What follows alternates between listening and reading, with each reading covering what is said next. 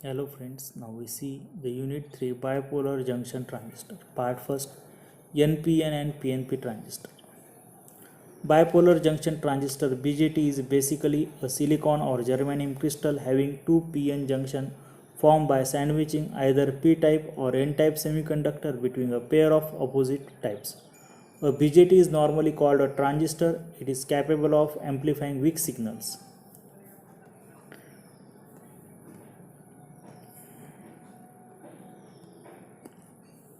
Transistor can be classified in two groups. PNP transistor, when a thin layer of N-type semiconductor is placed between two P-type semiconductor, it is called PNP transistor. NPN transistor, when a thin layer of P-type semiconductor is placed between two N-type semiconductors, it is called NPN transistors. Construction of transistor. A NPN transistor is formed by sandwiching a P-type semiconductor between two N-type semiconductors. Similarly, the PNP transistor is formed in which in each type of transistor there are two PN junctions. There are three terminals taken from each type of semiconductor. The middle region is very thick, thin layer. This is most important factor in the function of transistor. So the middle layer, it is known as base, left side it is known as emitter, right side it is known as collector. So this is PNP transistor. In case of NPN transistor, base is P, emitter is N and collector is N, and this is a symbolical representation of transistor.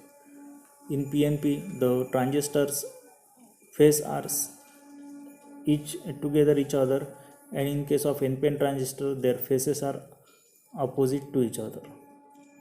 In transistor, there are three separate regions. The middle region is called base, on the outer region is called emitter, and the other is called the collector. Although the two outer regions are of same type, their function cannot be interchanged. But two regions have different physical and electrical properties.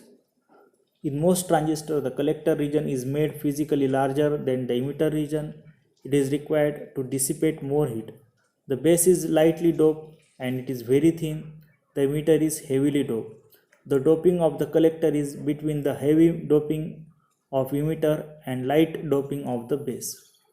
The function of the emitter is to emit or inject electron in case of NPN transistor, hole in case of PNP transistor it is base. The base passes out of the transistor injected charge carrier to the collector.